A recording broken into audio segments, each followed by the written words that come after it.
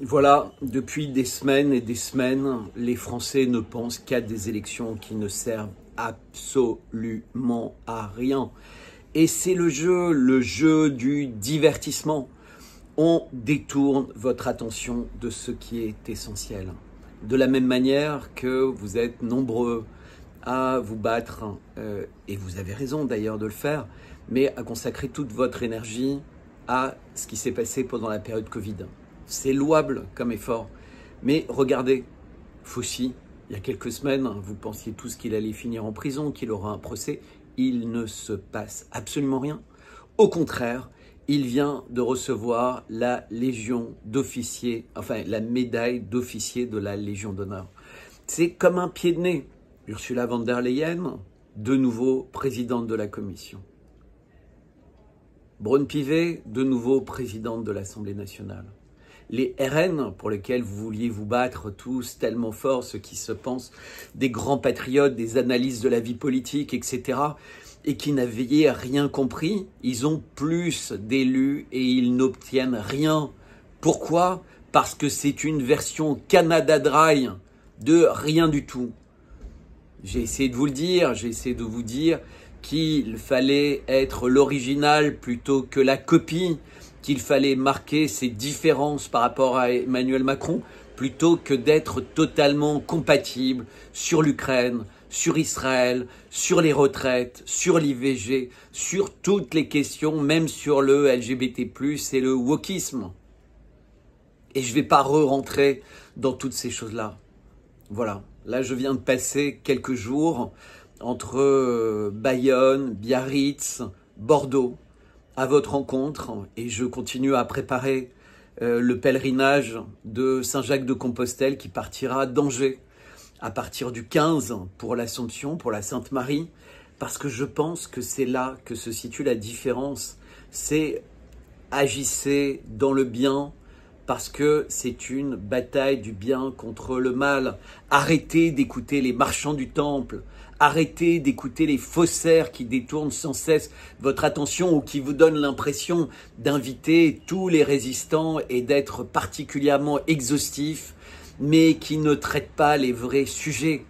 Tous ces gens qui ont décidé depuis des mois, presque des années, de me censurer totalement, je vous en ai parlé à maintes reprises.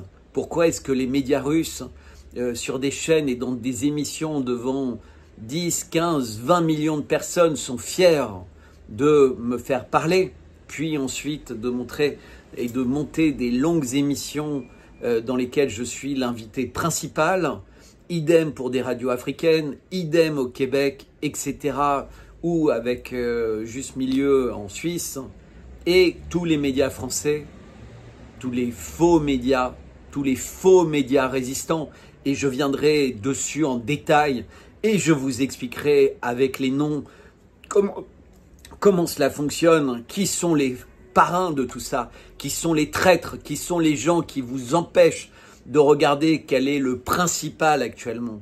C'est le génocide de Gaza, et encore actuellement la Cour internationale de justice vient de dire que l'attitude d'Israël en Cisjordanie et partout était illégale, contre le droit international. Et c'est un avis qui compte, mais évidemment, nos médias n'en parleront pas. Ils préféreront détourner votre attention, et pareil pour les médias de la résistance. Et je vous expliquerai pourquoi et comment ça se passe, qui parraine pour s'assurer qu'on ne parle pas de Gaza, pas trop de Gaza, pas vraiment de Gaza. Oui, le Covid, c'était quelque chose d'important. Ça a détruit le lien social, ça a détruit l'autorité parentale, ça a finalement détruit notre capacité à décider si oui ou non on avait envie de prendre des produits qui n'avaient pas été testés, qui n'avaient pas passé convenablement les phases d'essais cliniques. Et on se rend compte qu'il y a énormément de questions. En plus, il y avait des salariés qui étaient licenciés parce qu'ils ne voulaient pas être vaccinés. Les suspendus dont on parle et dont on ne parle plus beaucoup, dont on a parlé, dont on ne parle plus beaucoup.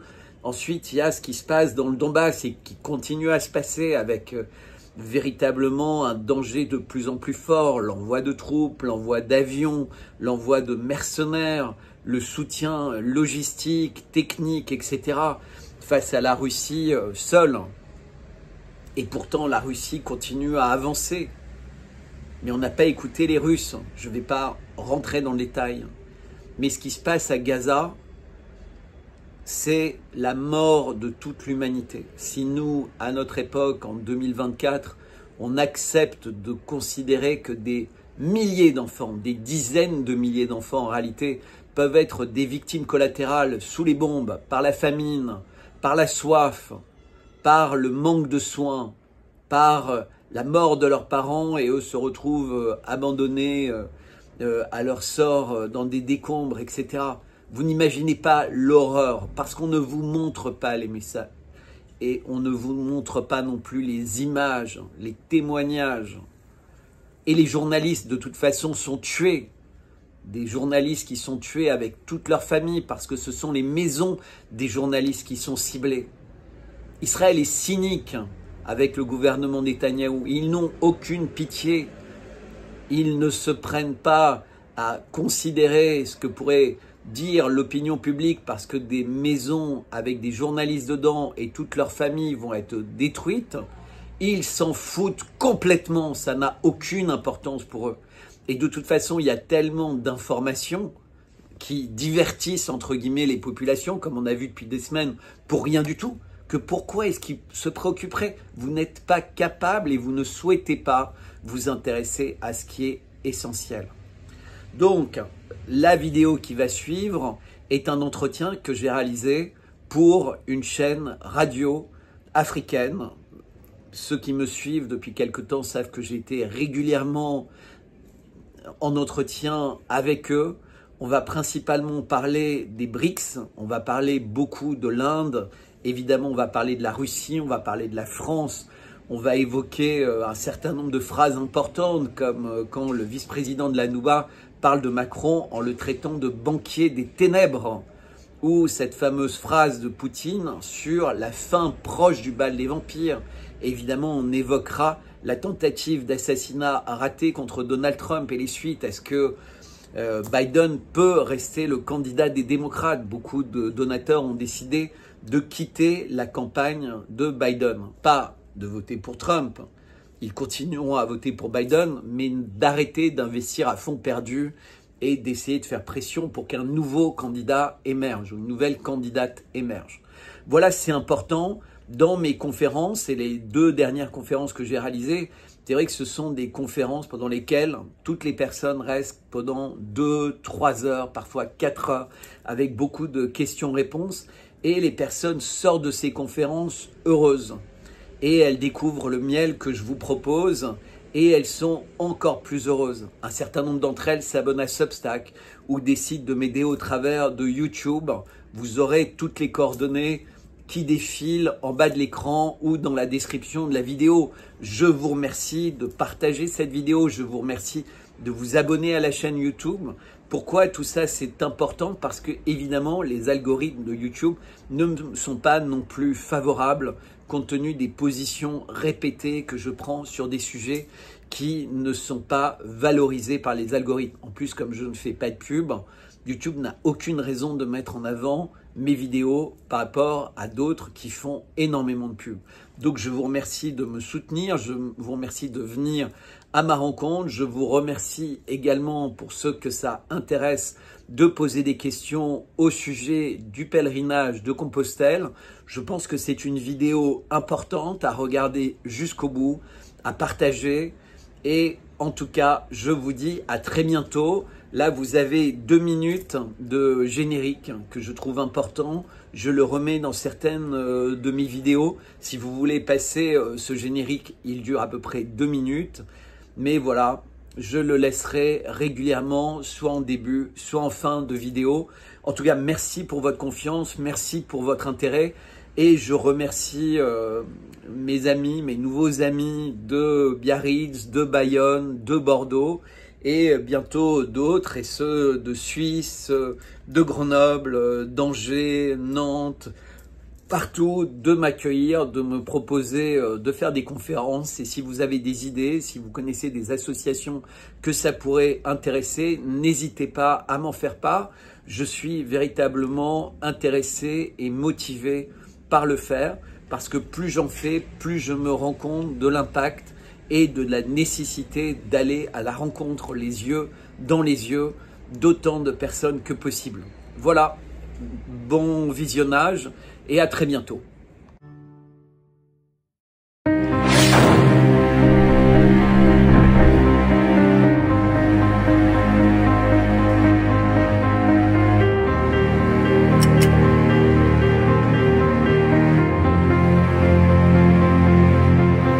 The crime of genocide in relation to the Palestinians in Gaza.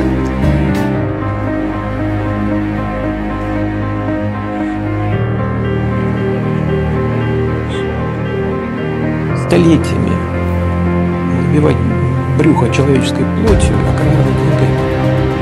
Но они должны понять, что бал вампиров заканчивается.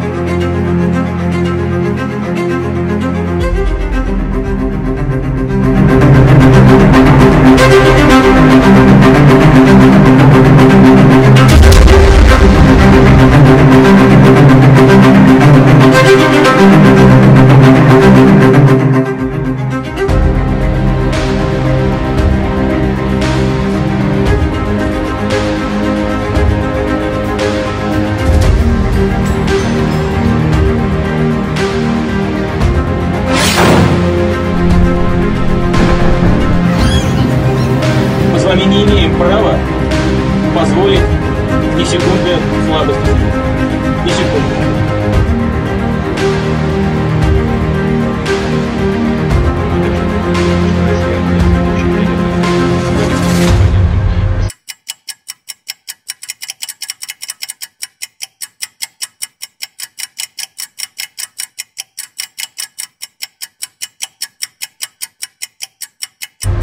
Après tout ce temps, que faire pour que vous compreniez?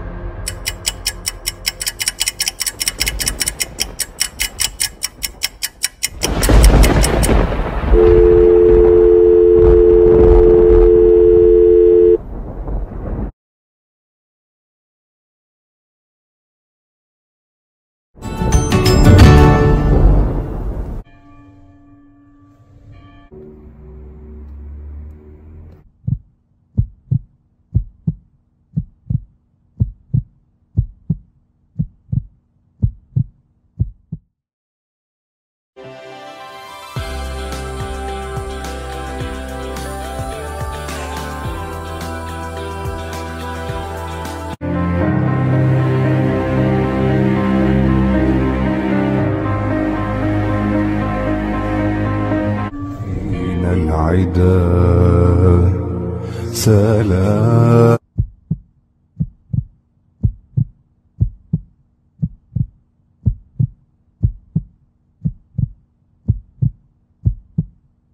Bonjour et merci d'avoir accepté de nous accorder cet entretien. Bonjour Kamal, merci de m'inviter. Et effectivement, comme vous l'avez souligné en introduction, il y a une actualité très riche et même si on essaie d'être exhaustive comme vous l'avez été, c'est impossible. Parce que en fait, si on voulait décrire un peu les événements récents, bon, d'une part, il y a eu la visite de Modi, puisqu'il est un peu au centre. J'aimerais d'abord vous poser la première question, D'accord. et puis je vous laisse développer. Merci. Voilà. Alors, selon les médias russes, Bertrand Scholler, la position de la Russie sur la crise ukrainienne et la nouvelle et la nouvelle Russie, c'est-à-dire les territoires qui ont rejoint la Russie après les référendums, a été exposé à Modi de manière assez détaillée, de sorte que même s'il a abordé les pourparlers de paix, c'est-à-dire pour résoudre la crise, il a fait plutôt délicatement, se contentant de proposer l'aide de l'Inde si cela s'avérait nécessaire.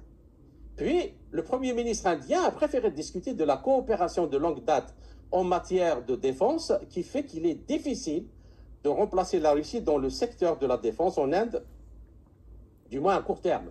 Et il convient de noter que selon les données du CIPRI, Israël représente la plus grande part des importations d'armes d'Inde à 48%, tandis que la Russie arrive en deuxième position à 28%, alors qu'il y a 10 ans, sa part était d'environ 70%. Donc, il est donc plus juste de parler non pas de début, mais de rétablissement des relations dans la coopération technico-militaire. Alors, Bertrand Scholler, je vous laisse développer.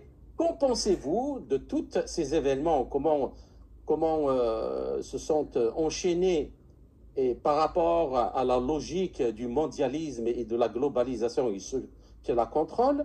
Puis, quel message envoie cette visite au monde, notamment occidental? Alors, peut-être pour revenir un peu sur votre introduction et donc cette question, Modi était à Moscou il y a quelques jours. Et dans le cadre de la visite, donc il y a eu pas mal d'échanges, mais surtout Modi a reçu la plus haute distinction pour une personne civile que la Russie peut remettre à quelqu'un. Donc c'était un geste et un signal très fort de la part de Vladimir Poutine à Modi, qui, pour dire, l'Inde et vous-même en tant que personne qui venez de regagner des élections, puisqu'il y a beaucoup d'élections cette année, hein, Mexique, Argentine, Angleterre, France, États-Unis, Russie, puisque Vladimir Poutine a également été réélu cette année. Et donc, c'était... En fait, l'Inde est très courtisée. Vous avez bien dit, au début de la période récente, la Russie était le principal fournisseur d'armes à l'Inde. Aujourd'hui, c'est Israël. Et dans le cadre de la guerre qui se déroule à Gaza, l'Inde a pris une position relativement décalage avec les BRICS. Et d'ailleurs, il y a un certain nombre de pays candidats aux BRICS qui ont été tellement choqués par la position de l'Inde qu'ils se demandaient s'ils avaient envie de rejoindre les BRICS avec, parmi les fondateurs, un pays qui était aussi, entre guillemets, proche des positions du gouvernement Netanyahou que l'a été l'Inde. Mais on sent que c'est plus complexe. On sent que l'Inde, un peu à l'image de la Turquie, est effectivement très liée aux États-Unis et d'une certaine manière à l'Occident depuis longtemps, mais comprend l'intérêt d'avoir une relation sage, constructive et à long terme, à la fois avec la Russie, avec la Chine, avec le Pakistan, avec l'Iran, avec l'Arabie Saoudite, en fait avec les BRICS au sens large. Et donc il y a une nouvelle tectonique de la géopolitique qui s'installe, et avec la Russie qui est véritablement au centre. Alors que par rapport à l'Inde, c'est un grand pays par la surface, mais c'est un petit pays par la population, puisque la population russe, elle est 10 fois moins grande que la population indienne. Et ça, c'est important de le souligner, parce qu'aujourd'hui, la principale difficulté pour la Russie, ça va être la reconstruction de ces nouvelles républiques. Et on voit par exemple dans les discussions qu'il y a eu avec la Corée du Nord, qu'un des aspects importants, c'est que des travailleurs coréens viennent aider à reconstruire le Donbass plus rapidement. Et peut-être qu'il y aura le même type d'accord à terme avec l'Inde. Mais l'Inde, en réalité, ce qui s'est passé, ce que les Indiens ont vécu, et ce que les Européens comprennent bien, c'est que c'est devenu une plaque tournante de l'or noir, en fait. C'est-à-dire que le pétrole russe passe largement par l'Inde, qui le raffine et qui renvoie du diesel, de l'essence beaucoup plus chère vers l'Europe. Donc l'Inde gagne énormément d'argent en étant un pays qui est neutre, et donc en étant un pays, et c'était votre question, qui peut être un faiseur de paix. C'est-à-dire que l'Inde a jamais pris position contre la Russie, n'a pas pris position contre l'Europe. Donc c'est un pays qui est très courtisé et qui, en revanche, n'a pas fait d'éclat. C'est-à-dire que, à part par rapport à Israël, où la position de l'Inde a été clivante, sur tous les autres grands enjeux de notre époque, l'Inde reste très sage. Donc sur tout ce qui est wokisme, front en Ukraine, même le climat, l'Inde est un pays qui écoute de façon modérée.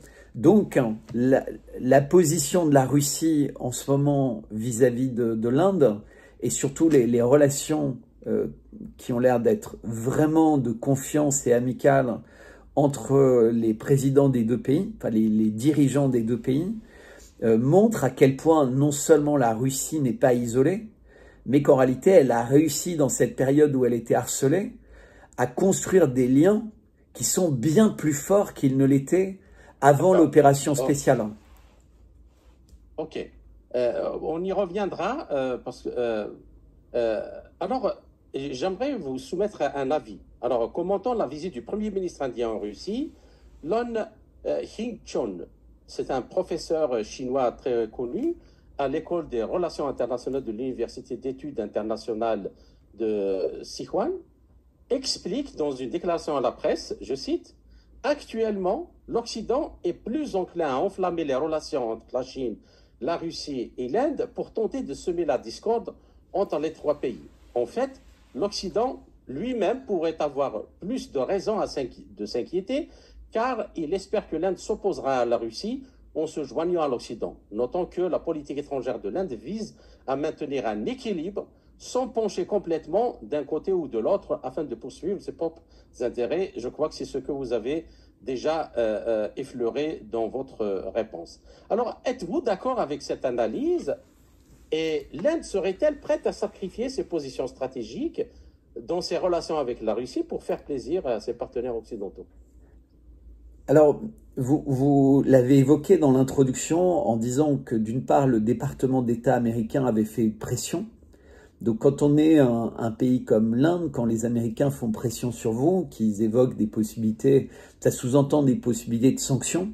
Donc on sait, hein, l'arme absolue, c'est le SWIFT, c'est le dollar, hein, qui reste la monnaie principale de référence des échanges internationaux.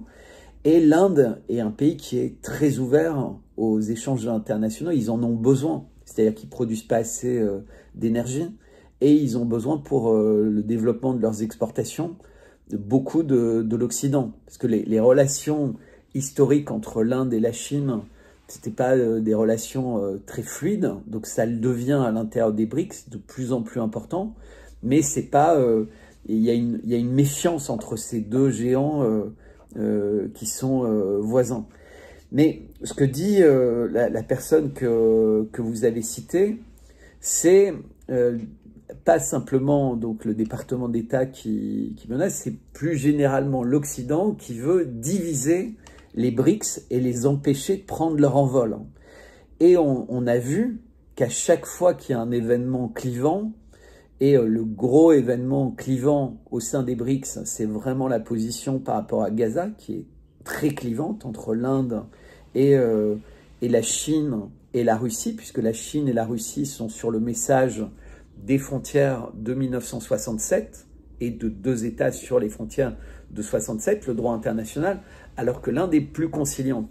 Mais sur ce qui est des sanctions contre la Russie, la personne qui a été la plus engagée, c'est le président français Macron, qui a reçu plusieurs jours le président Modi et qui était là-bas également pendant plusieurs jours, et qui n'a eu de cesse d'essayer de donner l'impression aux alliés de l'Inde que l'Inde était véritablement en train de passer du côté de l'Occident, puisqu'il y avait aussi eu toutes les médailles, tous les câlins, même chose avec le Brésil, puisqu'en réalité, c'est trois que l'Occident qui pense être des maillons faibles à l'intérieur des BRICS, puisqu'on sent que l'Afrique du Sud, la Chine et la Russie, pour ce qui est des fondateurs d'origine, et maintenant l'Iran, les Émirats Arabes Unis, l'Éthiopie et et l'Arabie Saoudite, exactement, sont beaucoup plus solides dans leur relation et dans leur volonté de rejoindre les BRICS que ne pourrait l'être le Brésil, qui est un peu, pour ainsi dire, le cul entre deux chaises, puisqu'ils sont en Amérique, même si c'est l'Amérique du Sud, et l'Inde, qui est traditionnellement à l'intérieur du Commonwealth, et on sait les positions de l'Angleterre, Canada, États-Unis, qui sont aussi dans le Commonwealth d'une certaine manière, donc ils sont liés ensemble. Et donc ce qui va se passer de toute façon, c'est que l'Inde va être la cible très forte. L'Inde a besoin en permanence de se rassurer avec de l'armement. Le fait d'être dépendant à 78% d'Israël, donc indirectement des États-Unis, puisque rien ne peut être produit par les Israéliens sans avoir des accords de vente de technologie par les Américains. Donc on sent que l'Inde est dans une course contre la montre, parce qu'on sait également, ce qu'on a découvert pour ceux qui en doutaient avec l'Ukraine, mais également avec ce qui se passe à Gaza, c'est que la technologie américaine, même quand elle est vendue, elle continue à être contrôlée par les Américains.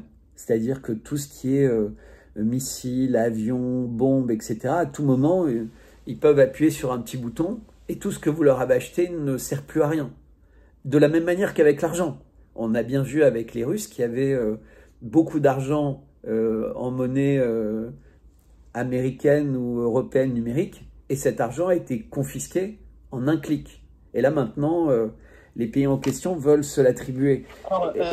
Et ça, c'est vraiment ce que vous disiez en introduction, c'est-à-dire que les Américains ont la possibilité de contraindre tout le monde, à part la Russie, qui, grâce aux sanctions de 2014, a vraiment appris à être protégée, entre guillemets, pour les sanctions. C'est pour ça que quand toutes les sanctions se sont abattues, la Russie a résisté, mais l'Inde, c'est pas le cas. L'Inde ne pourrait pas résister à des sanctions américaines comme celle de la Russie. J'aimerais bien enchaîner une minute, s'il vous plaît, parce que ce que vous dites est très important et il coïncide avec la question suivante.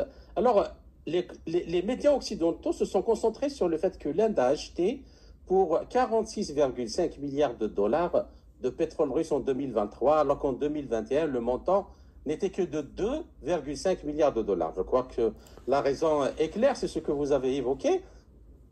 Mais ce qui est important pour aller dans le sens de ce que vous avez dit, c'est que les deux chefs d'État, le président Poutine et le Premier ministre Modi, ont convenu d'atteindre un volume d'échanges mutuels de plus de 100 milliards de dollars d'ici 2030, c'est-à-dire sur une durée de 6 ans, de développer les règlements en monnaie nationale, d'optimiser les procédures douanières et d'augmenter le volume des marchandises. Il est envisagé aussi de développer la coopération dans l'industrie nucléaire, le raffinage du pétrole, l'énergie, la construction automobile et navale, le développement et la fourniture de médicaments et d'équipements médicaux, ainsi que dans de nombreux d'autres domaines. Et la Russie et l'Inde ont convenu de développer une sécurité indivisible, c'est très important, en Eurasie, d'intensifier les processus d'intégration.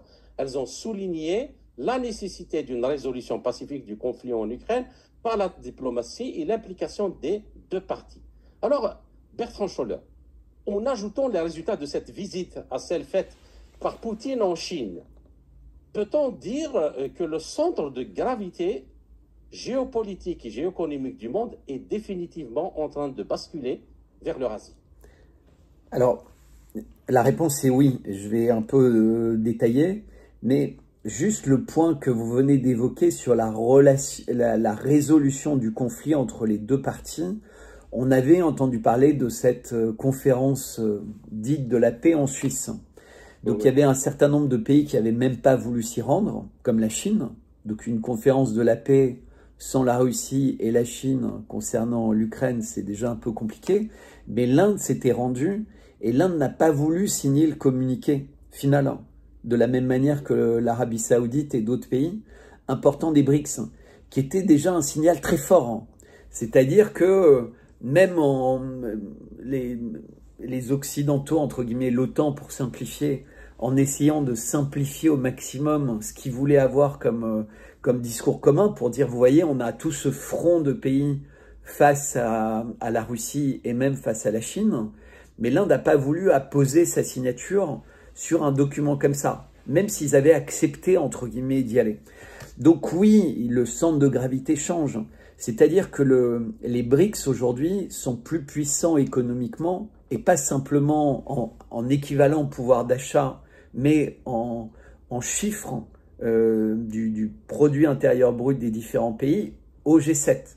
Donc déjà, ça c'est considérable, économiquement, démographiquement, d'un point de vue surface géographique, mais surtout, et c'est vraiment une clé, c'est-à-dire qu'on voit ce que vous avez appelé l'Eurasie qui commence à exister.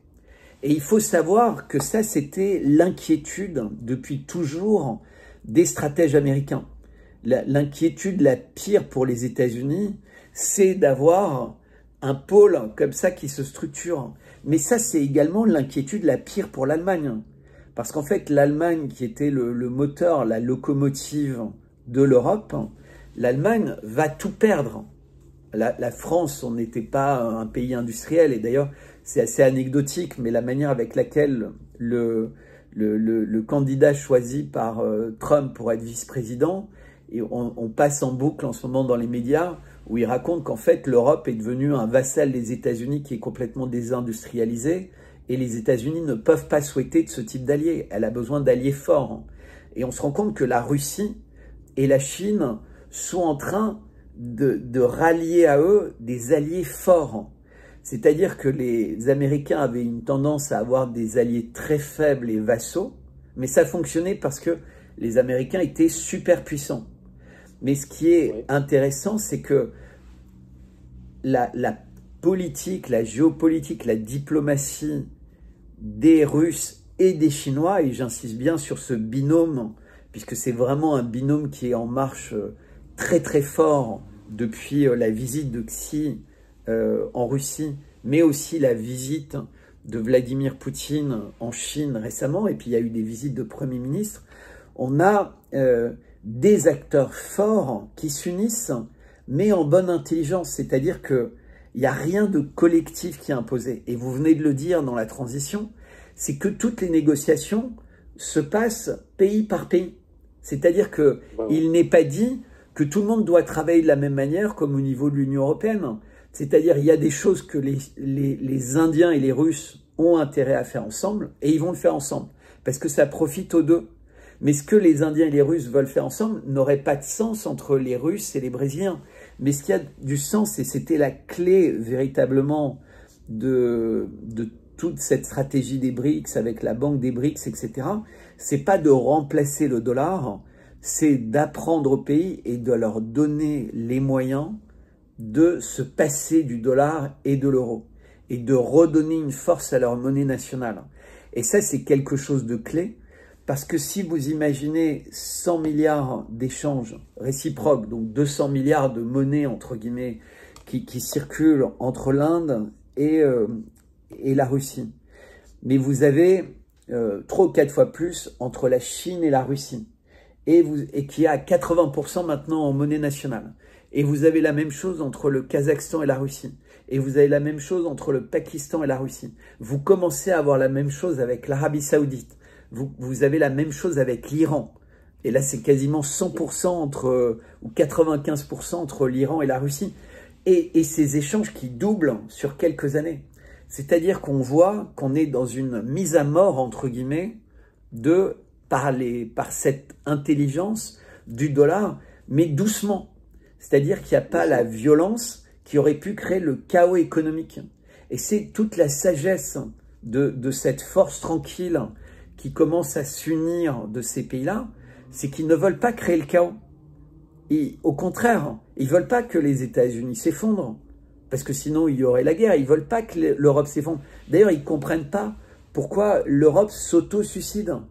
Vous savez, c'est l'idée, ils se sont tirés une balle dans le pied, ensuite ils se sont tirés une balle dans le ventre, et maintenant ils se tirent une balle dans la tête. C'est aberrant. C'est-à-dire que les Russes, les Chinois, les Indiens font tout pour que l'Europe reste une grande Europe qui est puissante et qui comprend qu'elle est en train de se suicider. Mais les dirigeants européens veulent ce suicide. Et les peuples continuent à élire dans ce sens-là. C'est-à-dire que quand on voit l'évolution des élections, c'est fou. Absolument. Alors, Bertrand Scholler, une dernière question pour cette première partie. Justement, pour aller dans le sens de votre dernière phrase, l'OTAN, selon beaucoup d'analystes, a peur de la probable présidence de Donald Trump et adapte donc son agenda. Et dans le même temps, tout le monde, à l'exception du dirigeant hongrois Orbán, soutient pleinement les combats en Ukraine. Il n'y a aucun signe de volonté de faire pression sur Zelensky pour forcer les négociations. Et d'ailleurs, c'est ce qui le consolide cette idée-là, c'est justement les résultats des élections européennes et législatives. Alors, les Européens sont également terrifiés à l'idée d'être lâchés par les Américains en ce qui concerne leur défense, notamment face à la Russie. Et la première ministre estonienne, et c'est là je voulais en venir, Kaja Kallas, nouvellement nommée chef de la politique étrangère de l'Union européenne à la place de Joseph Borrell, dans un discours prononcé aux côtés du chef sortant de l'OTAN, Stoltenberg, a déclaré « Nous devons définir la victoire comme notre objectif dans la guerre, c'est-à-dire en Ukraine. Car vous ne pouvez pas gagner une guerre si la victoire n'est pas définie comme l'objectif. » Voilà, donc le temps est donné. Alors, face au renforcement des relations stratégiques entre les trois grandes puissances des BRICS, Russie, Inde et Chine, comment analysez-vous la situation politique dans les pays occidentaux, notamment dans le contexte des élections européennes plus législatives en France et au Royaume-Uni, et quelle est votre lecture des tentatives d'assassinat de Trump et du Premier ministre slovaque?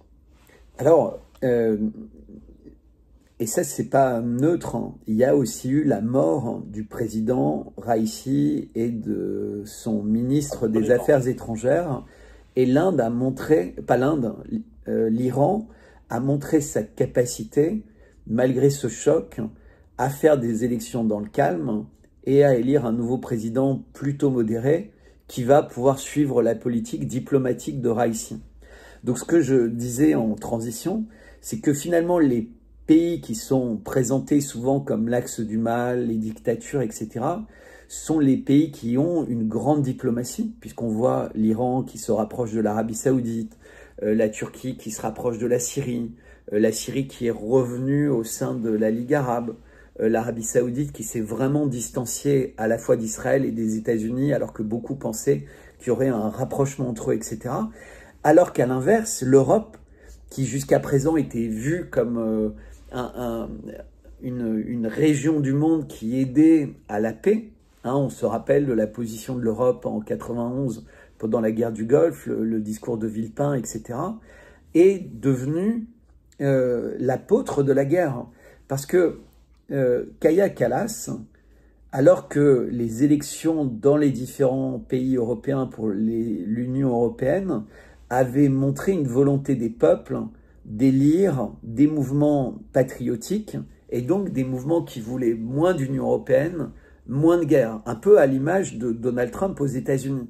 Et malgré cette vague de patriotisme et de sortie de ces guerres, eh bien, l'Union européenne reconduit, on saura aujourd'hui von der Leyen, mais il y a des grandes chances qu'elle soit reconduite. La diplomate en remplacement de Borrell, c'est Kaja Kallas qui est très russophobe, et on pourrait détailler, mais on ne va pas le faire. Et le futur président du Parlement, dans la deuxième partie. Et le futur président, oui, c'est important. Le futur président du Parlement européen est le Portugais. Alors j'ai plus son nom, le Premier ministre actuel du Portugal de gauche, et qui est l'ancien maire de Lisbonne, et qui est quelqu'un de très LGBT+, de très woke, etc. Donc sur tous les sujets, on a une Union européenne qui est contre, mais brutalement contre les positions de la Russie. Sur le wokisme, LGBT+, la guerre, pas de diplomatie, la victoire, alors que la Russie ne fait que demander la paix. Alors qu'il pourrait gagner facilement. D'accord. Alors, ainsi s'achève la première partie de notre entretien. Chers auditeurs, je vous retrouve en compagnie de mon invité Bertrand Scholler pour la seconde partie de l'émission. À tout de suite. Alors, dans l'introduction, ce que vous aviez bien montré, Kamal, c'est que il y a un nombre, c'est comme un feu d'artifice d'événements qui se passent dans le monde entier dans la même période. Et si vous vous rappelez cette phrase lors de la rencontre à Moscou entre Xi Jinping et Vladimir Poutine, où Xi Jinping était venu juste après son élection, il avait dit « On vit une époque où il se passe autant de choses en quelques mois qu'il s'en est passé pendant plusieurs centaines d'années. » Et on se rend compte à quel point ils avaient raison, puisque depuis, ça n'a eu de cesse de s'accélérer. Il vient de se passer un événement majeur dont on n'a pas reparlé ensemble depuis l'introduction de cette émission d'aujourd'hui, et vous avez parlé de la tentative d'assassinat qui a échoué sur Donald Trump. Et qu'est-ce que ça nous dit, cette tentative d'assassinat? Ça nous dit, et peu importe, il y a toutes les théories les plus folles qui circulent, moi j'en reste sur les théories sérieuses, c'est-à-dire que Trump allait être tué, qu'il y a eu... alors il y a des personnes qui parlent de miracles, il y a eu beaucoup de choses qui se sont passées, puisque le tireur avait été vu avant, il n'a pas été désarmé, il n'a pas été blessé, il a été tué après avoir tiré un certain nombre de balles, il y a eu des morts, enfin, etc., etc. Mais qu'est-ce que ça veut dire cet épisode? Et on voit bien sur les réseaux sociaux américains, etc., c'est cette envie de préparer en fait une explosion de guerre civile. Parce que les gens qui détestent Trump le détestent encore plus. Ils disent, à cause de cet événement, Trump montre à quel point même des gens qui l'aiment bien ont envie de le tuer parce qu'ils le considèrent comme dangereux. Donc vous avez cette petite musique.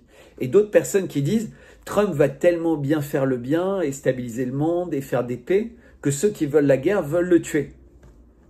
Mais au milieu, vous avez des mouvements, on a bien vu Black Lives Matter, etc., qui sont très richement dotés par la famille Soros, très richement dotés par d'autres, et qui se disent, si Trump passe, c'est, entre guillemets, une catastrophe pour également notre vision des choses.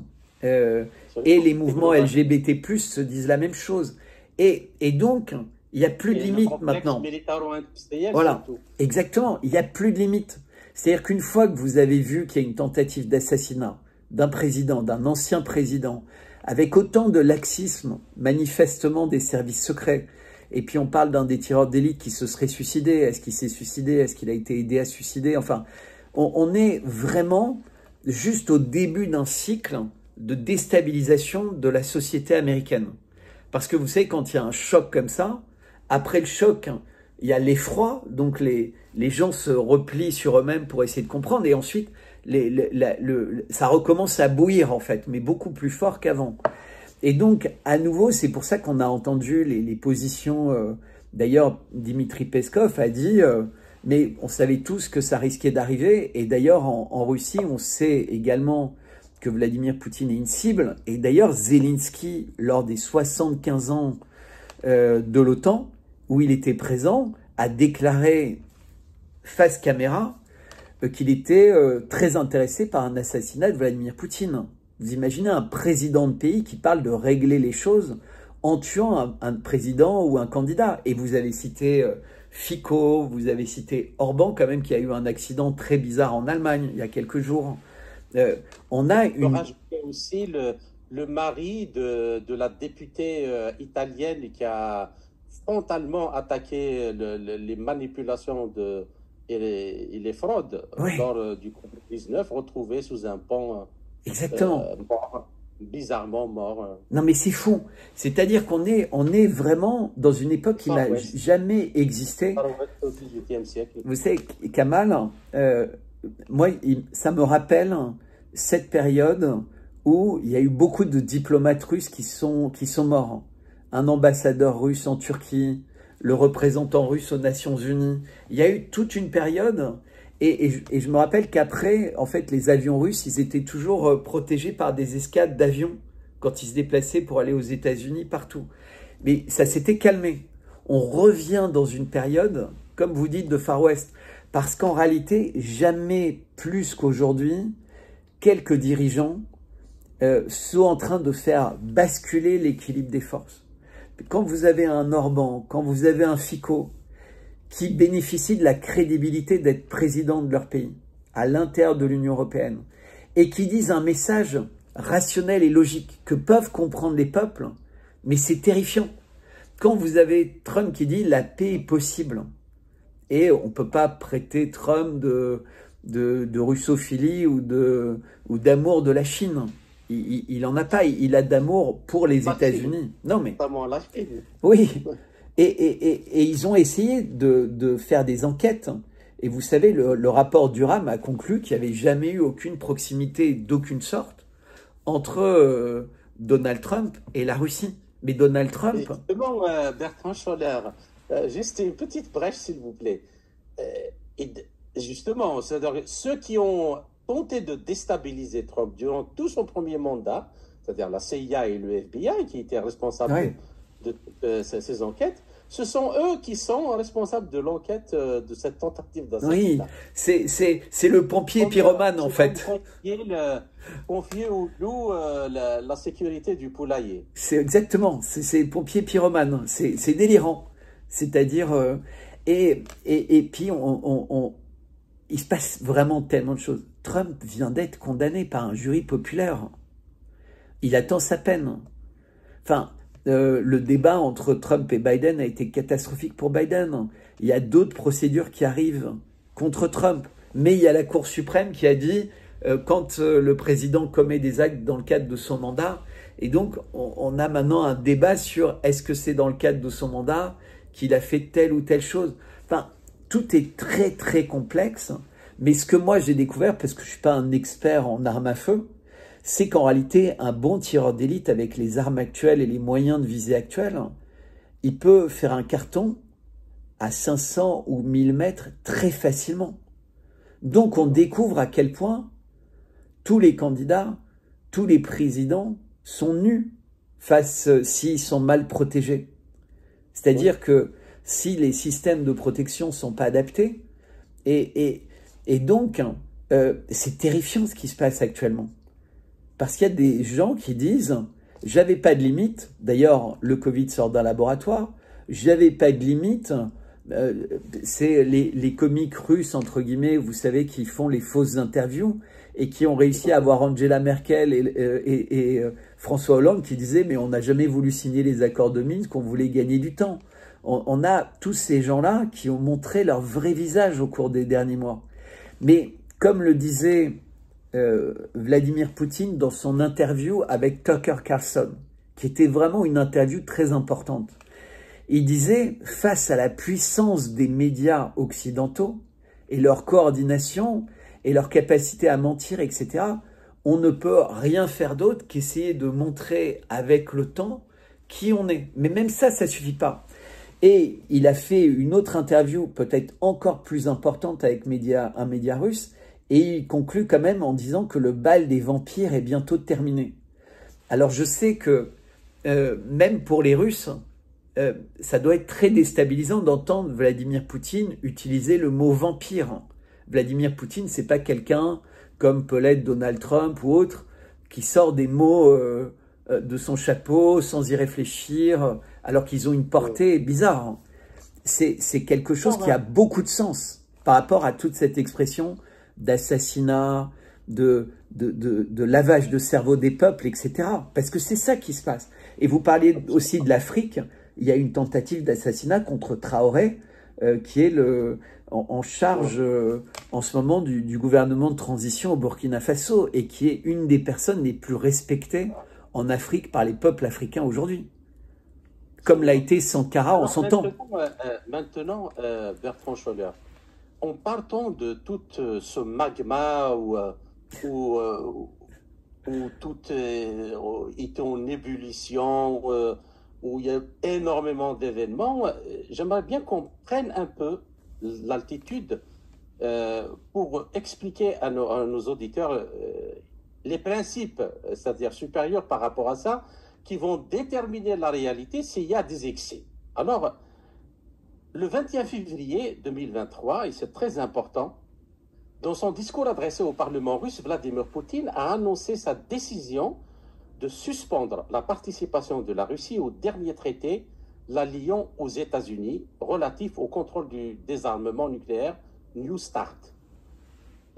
Les trois raisons essentielles avancées par le chef de l'État russe justifiant sa décision, c'est une, la défaite stratégique de la Russie voulue par les élites politiques occidentales et l'OTAN, deux, l'implication de l'OTAN dans les tentatives ukrainiennes de frappe contre les bases de l'aviation stratégique russe, où sont stockées des armes nucléaires. Ouais. La troisième, la nécessité que le Royaume-Uni et la France intègrent également ce traité, étant donné qu'ils sont des puissances nucléaires et membres de l'OTAN et bénéficient aussi du parapluie nucléaire américain.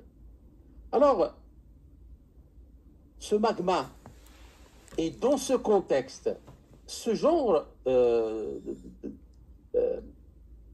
d'action irréfléchie et irrationnelle, notamment celle des attaques sur les radars russes Oui, d'alerte ça c'est précoce, très important. n'est-il pas un pas ferme vers l'abîme nucléaire? Parce qu'en réalité, moi je pense que, et c'est ce que Poutine, le président Poutine a dit plusieurs fois, et pas mal de penseurs en stratégie russe, que s'il faut, il va falloir baisser le seuil de la doctrine nucléaire russe et passer à des frappes nucléaires tactiques pour expliquer à ceux-là c'est-à-dire qui avancent sans réfléchir comme des somnambules, que leurs actions peuvent avoir des conséquences dramatiques pour tout le monde. Alors, dans la première partie de notre entretien, Gamal, on avait parlé de Maria Callas et vous rappeliez qu'elle l'expliquait avec l'ancien patron de l'OTAN, Stoltenberg, qu'il fallait une victoire dans la guerre, entre guillemets, contre la Russie, puisque l'OTAN et tous ces gens maintenant disent clairement qu'ils sont en guerre, même s'ils disent en même temps qu'ils ne sont pas en guerre. Donc c'est des fautes de langage permanentes, mais dans le magma, comme vous dites. Donc c'est Mark Rutte, le nouveau patron, et qui est un premier ministre démissionnaire pendant 1 an de la Hollande, des Pays-Bas. Mais on ne peut pas gagner contre une puissance nucléaire qui ne veut pas perdre. C'est déjà un préalable. C'est-à-dire que la Russie a toujours dit, et Vladimir Poutine a toujours dit, qu'un monde sans la Russie était un monde qui n'avait pas de sens pour la Russie. Sous-entendu, si la Russie doit disparaître, le monde n'a aucune raison de continuer à exister. C'est quand même un message qui est d'une limpidité incroyable. Donc attaquez-nous nucléairement, avec le risque de détruire la Russie, on considéra que le monde a décidé qu'il devait disparaître aussi. Donc c'est vraiment, vous savez, la grenouille et le scorpion, où la grenouille fait traverser une rivière à un scorpion, et au milieu de la rivière, le scorpion pique la grenouille, et en fait, ils vont tous les deux mourir, mais c'est plus fort que lui. Et donc, dans cette course de vitesse, dans laquelle est également Trump n'arrête pas, si vous écoutez Trump depuis le début de l'opération spéciale, de dire qu'avec un président défaillant comme Biden, avec des États-Unis entre les mains des faucons, ce que Trump avait réussi à éviter puisqu'il n'y avait pas de guerre sous son mandat. Il avait mis des faucons, mais qui étaient très contrôlables, parce qu'en fait, ils faisaient tellement peur aux autres, tellement ils étaient des fous de guerre, que les autres faisaient la paix tout de suite. Mais il le dit, Trump, en s'amusant, en disant « Mais j'ai pris un tel et un tel parce que c'était comme des épouvantails. » Mais évidemment, c'était pour négocier plus vite, pour éviter une guerre, puisque c'est un joueur de poker. Mais Trump n'arrête pas de dire « On est au bord de la guerre nucléaire. » Et quand il y a eu ces radars qui sont tombés, conjointement avec la mort du président iranien, qui décollait de l'Azerbaïdjan, qui est quand même le pays où il y a la seule base militaire israélienne et Mossad hors d'Israël, puisque c'est en Azerbaïdjan qui est le principal partenaire économique dans le domaine des hydrocarbures d'Israël. Et tout ça passe par la Turquie. Alors la Turquie a un discours un peu étonnant, mais ce que je veux dire, c'est que quand les radars russes dont vous venez de parler, vous aviez parlé en introduction, ont été détruits, en fait, ils sont dirigés vers cette région du monde. Et dans cette région du monde, il y a une puissance nucléaire qui est Israël, c'est la seule. Il y a une puissance importante qui a beaucoup de missiles balistiques, c'est l'Iran. Les deux pays se font face et on sait très bien qu'il y a eu un envoi massif de missiles de l'Iran vers Israël et qui était vraiment pour montrer la détermination des Iraniens. Enfin, on va parvenir, ça a beaucoup d'encre à couler là-dessus. C'était suite à l'assassinat ciblé par avion de personnes qui étaient présentes dans l'ambassade, enfin dans le consulat iranien à Damas. Mais il y a eu une vraie inquiétude sur si jamais il y avait une vague de missiles qui allait vers la Syrie ou vers l'Iran d'Israël, est-ce que les Russes pourraient protéger leurs partenaires? Puisqu'il y a des partenariats stratégiques, et surtout en Syrie, la Russie a une base aérienne et un port qui sont stratégiques pour la Russie, puisque c'est un port en eau chaude. Donc il y a Sébastopol, mais c'est compliqué, Sébastopol avec les détroits turcs, mais depuis le port de Syrie, en revanche, la Russie a vraiment un point d'attache pour la Méditerranée, qui est encore une mer très importante, comme on a vu avec ce qui s'est passé et ce qui se passe toujours à Gaza. Et donc, les Russes sont pleins de fronts. Il y a le front avec l'OTAN en Ukraine, il y a la stabilisation du proche Moyen-Orient, puisque la Russie est très proche de la Syrie et de l'Iran, et à l'intérieur des BRICS de l'Arabie Saoudite, et peut-être un jour même de l'Égypte. Enfin, on ne sait pas vers où va aller l'Égypte, puisqu'il s'intéresse aussi aux BRICS, comme l'Algérie, comme d'autres pays de cette région. Et donc, on est dans la Chine, la Russie, l'Inde, c'est ce qu'on a dit dans la première partie, qui veulent aller très très sérieusement vers la diplomatie, puisque le président russe, le ministre des Affaires étrangères russe ne cesse de dire que la paix est toujours sur la table. Il suffit qu'il y ait une volonté en face et la paix sera obtenue très rapidement, ce qui est compatible avec ce que Donald Trump dit. On peut faire la paix en Ukraine en 24 heures. Il suffit de s'écouter les uns les autres et de trouver une solution. Même Zelensky, selon les moments, commence à admettre que finalement, il pourrait y avoir un changement de frontière. Donc, sous-entendu, si on pouvait garder l'argent confisqué aux Russes, pourquoi pas perdre le Donbass? Enfin, on sent que ça pourrait ressembler à ça. Je pense que pour les Russes, ils ont acté que malheureusement cet argent risquait de leur être volé, même si l'Arabie Saoudite a dit si cet argent est volé aux Russes, ça aura des conséquences sur l'euro. Alors, ils n'ont pas dit ça pour le dollar, mais sous-entendu, si les Européens s'approprient, volent l'argent des Russes, on considère qu'on ne peut plus faire confiance à l'euro, nous en tant qu'Arabie Saoudite. Ouais. Et donc, on a une guerre totalement hybride. Mais il faut se rappeler de la grande guerre qui a eu lieu en 2020, même si ça peut encore choquer beaucoup d'auditeurs, et qui était une guerre biologique. Et une des raisons pour lesquelles les Russes sont allés très vite, très fort dans l'opération spéciale en Ukraine, c'était les nombreux biolabs présents dans le pays. C'est-à-dire, il y a eu beaucoup de biolabs, et ça, c'est quelque chose... Ouais. C'est quelque chose qui est très dangereux. Ouais. Quelque chose qui est très, très dangereux. C'est-à-dire que l'arme nucléaire est dangereuse, mais l'intelligence artificielle pourrait le devenir. Donc, on parle souvent d'attaques dans ce domaine.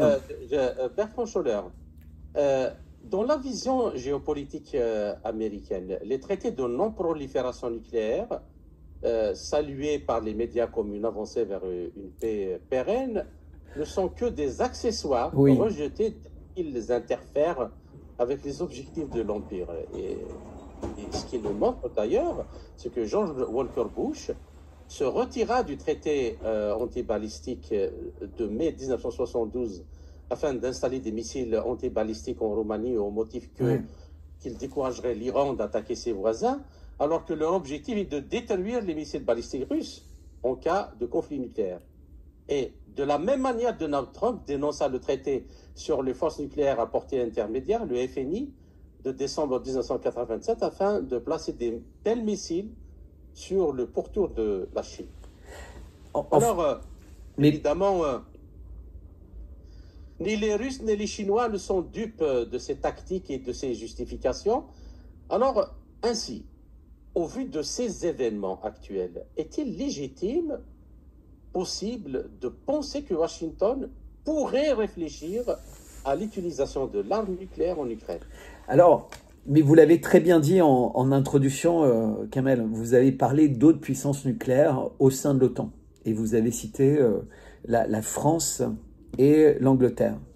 Et donc, on sait très bien que les États-Unis, enfin on sait très bien, ou on peut avoir observé au fil des années, utilisent toujours des guerres par l'intermédiaire d'autres. Que ce soit en Yougoslavie, maintenant en Ukraine, c'est avec le sang d'autres. Et quand les Américains sont allés en Irak, avant d'envoyer des bottes sur le sol, ils ont détruit l'Irak. Ils ont détruit les infrastructures, ils ont tout détruit. Il y a eu plus d'1 million de morts. Enfin, on parle de 1 500 000 morts, femmes, enfants, etc. Donc, les Américains ne risquent jamais... D'abord, ils ne s'attaquent jamais à des adversaires qui pourraient les atteindre. Et s'ils s'attaquent à des adversaires qui pourraient les atteindre, ils le font toujours par l'intermédiaire de quelqu'un. Et donc, les Coréens ou les Iraniens ne sont plus dupes maintenant. C'est-à-dire qu'ils savent que quand il leur arrive quelque chose, s'ils ne menacent pas directement les Américains et qu'ils font semblant de croire que ceux qui les agressent sont ceux qui ont l'air de les agresser, quand il y a des attentats terroristes à la frontière avec le Pakistan, en réalité, ce n'est pas le Pakistan qui est à l'origine de ça. Les gens qui suivent savent que le Mossad pourrait être impliqué, que les États-Unis pourraient être impliqués, que le MI6 pourrait être impliqué. Et c'est vrai partout, en fait. La guerre civile au Kazakhstan, qui a eu lieu un peu avant l'opération spéciale, ce qui se passe en Géorgie, ce qui se passe en Arménie, ce qui se passe partout. Donc, les Américains pourraient utiliser un autre pays, donc l'Angleterre ou la France, pour faire ce pas fatal. Et d'ailleurs, toujours pareil, Vladimir Poutine l'a évoqué plus d'une fois. Vous l'avez dit très clairement dans l'introduction en disant il faudrait que ces pays fassent partie des mêmes traités. Bon, ça, je n'ai pas entendu Vladimir Poutine le dire, mais Vladimir Poutine dit toujours, quand on parle d'un risque nucléaire, il dit mais les États-Unis ne sont pas les seuls à avoir des armes nucléaires qui menacent la Russie. Et il dit, sans le dire, mais on comprend bien qu'aujourd'hui, le pays le plus vindicatif, c'est la France. La France qui veut envoyer des troupes de l'OTAN, la France qui veut envoyer des troupes de la France, la France qui va envoyer des Mirages, et donc qui a encouragé l'accélération de l'envoi... Qui veut mettre sa dissuasion nucléaire exactement. De l'Union européenne, ce qui veut dire de l'OTAN. Exactement. Et là, vous avez tout dit. Donc on a très peu d'armes nucléaires.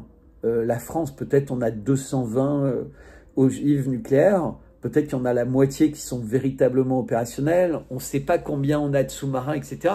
Mais on en a assez pour faire des dégâts, voire même pour faire un false flag. Et donc, on est véritablement, aujourd'hui, et c'est mon pays, donc c'est très malheureux de le dire, dans un rôle très très négatif pour la stabilité du monde. Alors que tous les Français, jusqu'à là, on était fiers d'être le pays qui tempérait. Et je crois que dans le monde entier, malheureusement, les pays ne perçoivent pas encore ça. Et ce qui s'est passé avec les législatives récentes, où le président français était présenté partout comme un barrage contre le fascisme, etc., a redoré le blason de ce président, lui redonne une image sympathique dans le monde entier, alors qu'en réalité, il est celui qui déstabilise de plus en plus le monde. la France, hein, on se rappelle les émeutes en France, on se rappelle l'incendie de Notre-Dame. Là, il y a quelques jours, il y a eu l'incendie de la flèche de la cathédrale de Rouen. Mais tout ça, je sais que ça peut paraître très symbolique aux gens qui nous écoutent, mais c'est pas du tout symbolique, hein. C'est-à-dire qu'on ne peut pas concevoir d'avoir autant de monuments chrétiens qui brûlent. C'est quelque chose qui sont détruites, etc. Et donc, on est dans une perte de valeur, dans une perte de repères. Ça, vous avez le vice-président de la Douma, Tolstoï, qui le dit souvent en parlant de la France, et qui parle du banquier des ténèbres. Donc Vladimir Poutine avait parlé de la fin du bal des vampires, le banquier des ténèbres. Donc je suis désolé parce que je sais que ça peut perturber beaucoup d'auditeurs de frôler l'eschatologie. Mais Vladimir Poutine dit... En réalité, quand on arrive justement au risque nucléaire... Oui, il faut revenir à ça. Tactique ou dans la suite stratégique, c'est l'eschatologie elle-même. Exactement, exactement. Alors, Bertrand Scholler, une dernière question, s'il vous plaît, parce qu'il ne reste pas beaucoup de temps. L'arsenal chinois n'est encadré par aucun traité, ce qui laisse à la Chine la possibilité de produire, stocker et déployer autant de missiles nucléaires qu'elle le souhaite, tout en opposant une fin de non-recevoir aux tentatives américaines de nouer un dialogue soi-disant stratégique avec eux en matière de contrôle des armements. Et Pékin a mis à profit la dernière décennie pour développer sa triade nucléaire avec des nouveaux missiles. Alors, ma question, et il nous reste 2 minutes, la mise en service de nouvelles armes hypersoniques et l'assistance que Moscou compte fournir à la Chine en vue de la construction d'un radar d'alerte avancée, annoncé par le président Poutine en octobre 2019 lors du forum de Valdai, augure-t-elle d'une coopération dans ce domaine à laquelle l'Inde et l'Iran s'associent contre l'hégémonie occidentale et avec tous les risques que cela pourrait comporter? Alors, 2 minutes, s'il vous plaît. Vous avez insisté, Kamal, sur le côté radar. Vous avez insisté aussi sur la complète liberté que prennent les Chinois. Alors, j'ai vu une vidéo sur YouTube qui était très fascinante et qui montrait des usines de construction à la chaîne en Chine de missiles hypersoniques. Comme on construit des voitures. Sachant qu'en France, on a du mal à construire des obus pour nos canons César. Alors c'est compliqué, hein, les obus de canon César, il y a des charges, etc. Donc pour vous donner une idée, aujourd'hui, du décalage entre la vitesse à laquelle la Russie et ses partenaires développent des moyens de protection, puisque ça y est, le déploiement des S-500 a commencé en Russie. Donc c'est la génération nouvelle de missiles antimissiles. De missiles antimissiles. La Russie vient d'annoncer qu'elle allait en vendre, pas des S-500, mais des S-400 ou S-300 évolués à l'Iran. Puisque maintenant, l'Iran est plus sous les conséquences des sanctions sur un certain type de missiles. Puis de toute façon, ils en produisent eux-mêmes. Ils ont dit la même chose avec la Corée du Nord. Donc, avec la Chine, on voit bien qu'aujourd'hui, la Chine étant sortie du mondialisme depuis... en fait, dans un cycle qui a commencé il y a 10 ans avec l'arrivée de Xi Jinping, la mentalité des dirigeants chinois aujourd'hui du Parti communiste, mais ça peut rechanger, hein. C'est pour ça que c'est important d'être prudent et c'est ce que vous disiez. C'est-à-dire qu'aujourd'hui, ceux qui dirigent en Chine sont dans la même réflexion que les Russes, c'est-à-dire calmer, montrer la force mais ne pas l'utiliser pour... dire, bah, on disparaîtrait tous si on utilisait ça. Donc soyez sages, soyez raisonnables. Arrêtez de croire que vous pourriez, juste en tuant un président ou en envoyant une bombe sur Moscou, vous en tirer sans conséquence. On n'est pas les Japonais. C'est-à-dire on n'aura pas Hiroshima et Nagasaki sans faire New York, Washington, Seattle, etc. Et donc, plus il y a de pays sages, déterminés dans la diplomatie et qui ont une force tellement grande qu'il est déraisonnable de s'opposer à leurs demandes naturelles. comme Taïwan pour la Chine. Alors je sais que ça peut beaucoup choquer, mais la Chine n'a jamais varié d'un iota sur Taïwan depuis toujours. C'est-à-dire que les Chinois considèrent que Taïwan fait partie intégrante de la Chine, de la même manière que la Russie n'a jamais varié sur la Crimée et sur Sébastopol. Ce qui rend justement une quelconque tentative d'attaque catastrophique pour le monde entier. Donc, chers auditeurs, notre entretien arrive à sa fin. Bertrand Scholler, je vous remercie encore une fois pour tous ces éclairages et ces analyses.